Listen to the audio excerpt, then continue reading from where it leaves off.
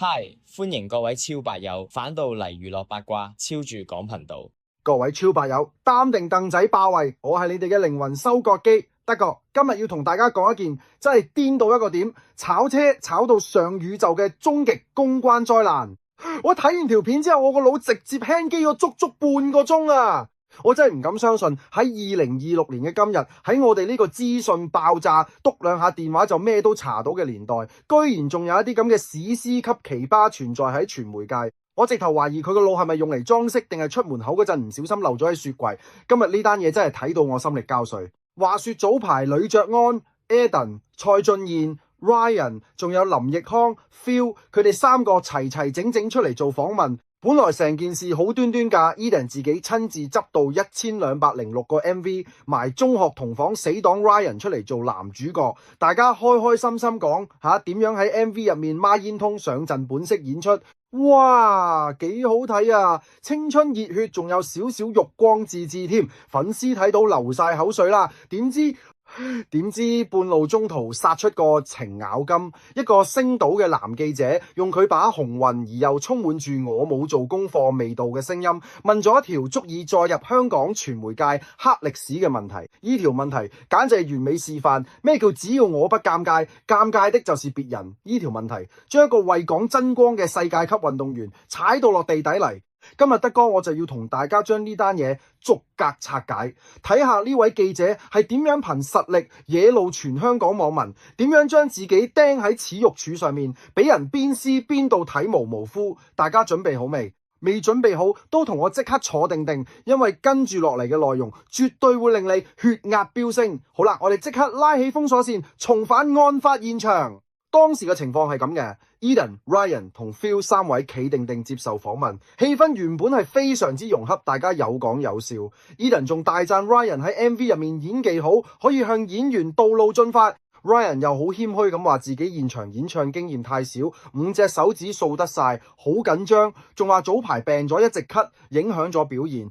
大佬啊！你聽到呢度，成個畫面係幾咁溫馨，幾咁正面。三個後生仔各有才華，互相欣賞。Eden 仲搞笑咁話 Ryan 係大牌演員，淨係拍佢呢個導演嘅製作。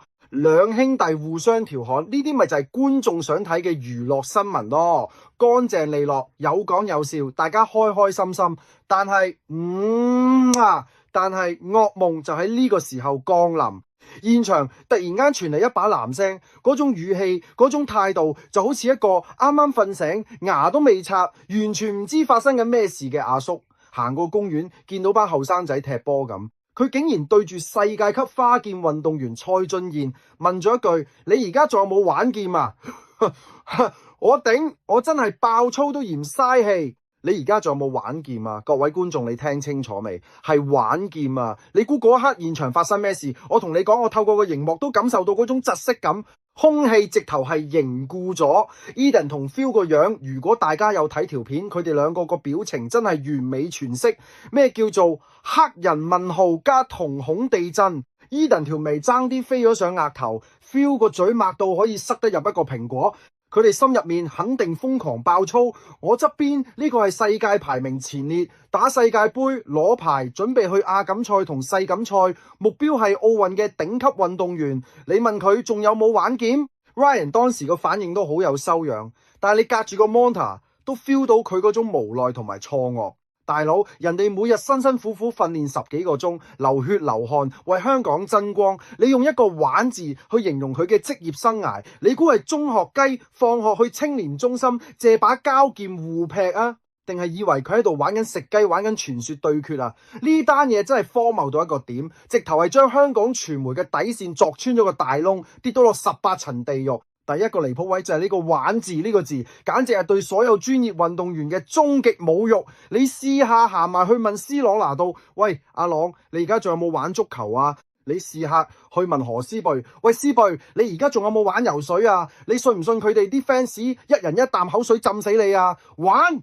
我真係想知呢位大支嘢記者平時係咪都係用玩嘅心態去反攻？人哋蔡俊彥係專業運動員，今年3站花劍世界盃團體賽都攞咗牌價。嚟緊6月亞錦賽，7月香港主場打世錦賽，人哋個目標係下屆奧運啊！呢啲叫玩，呢啲叫命搏，為港爭光啊！你估好似你咁拎住支咪喺度玩下，亂發問就收工出糧啊！第二個離譜位係個記者嘅態度同埋零準備。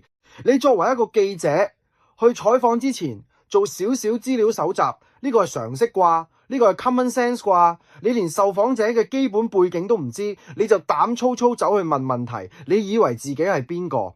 嘟嘟姐都唔敢咁樣唔做功課去訪問人啦。蔡俊彥打劍擊呢件事，全香港有睇新聞嘅人都知，香港劍擊隊呢幾年成績幾咁輝煌，由張家朗到蔡俊彥，個個都係風雲人物。你作為一個娛樂記者，就算你平時淨係睇八卦新聞，淨係關心邊個明星出軌，你好心都睇客頭條新聞啦。劍擊而家喺香港係熱門到爆嘅運動，你居然問得出仲有冇玩劍呢啲咁冇腦、咁冇營養、咁令人火滾嘅問題？你估你阿婆行花市見到啲嘢順口問句呢棵桃花幾錢啊？你係做緊採訪啊，大佬！你呢啲咁嘅質素真係影衰晒全香港所有認真做嘢嘅傳媒同行。你搞到大家以為香港啲記者全部都係唔使帶腦反攻㗎。仲有啊！當時 Eden 同 Ryan 其實講緊個 MV， 講緊佢哋讀書時期嘅兄弟情，講緊佢哋點樣孖煙通上陣，成個 vibe 係好青春好熱血。你突然間問一條咁抽離咁九唔搭八嘅問題，直頭係破壞晒成個氣氛。你係咪見到人哋咁受歡迎，心入面唔抵得，專登要拋條垃圾問題出嚟搶科啊？各位超白友，如果你係 Ryan， 聽到呢條問題，你會點答？覺得個記者抵鬧，應該即刻被炒咗佢嘅，喺留言區瘋狂打一，覺得佢根本係特登問垃圾問題博流量博上位嘅，同我狠狠地打二，我而家就要睇嚇你哋嘅怒火有幾猛烈，同我洗版。好啦，呢條片一出，可想而知，成個網絡世界即刻爆鑊，各大討論區由連登到 IG， 由 Facebook 到小紅書，全部網民都着晒火，對呢位記者展開咗地毯式嘅轟炸。我睇啲留言真係笑到我肚痛，網民嘅創意真係世界級，直接將呢個記者鬧到體無完膚。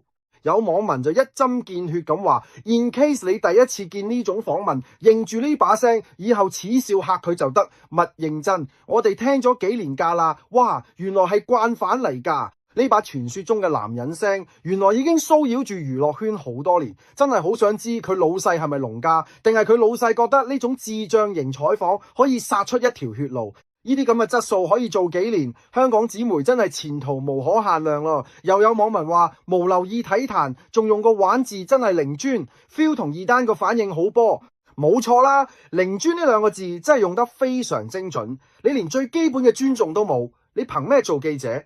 人哋 Eden 同 Phil 個表情已經係最好嘅回應，嗰種我到底聽緊啲咩嘅眼神，已經幫全香港市民表達咗心聲。最搞笑係有網民研究呢個記者嘅生理結構，有網民話擺明個記者係用個肺嚟諗嘢㗎啦，問啲咁嘅問題，跟住下面即刻有人神回覆，唔係用個肺諗嘢，係用屎忽窿諗嘢。佢唔問埋古天樂而家仲有冇拍戲，佢真係五行欠鬧喎。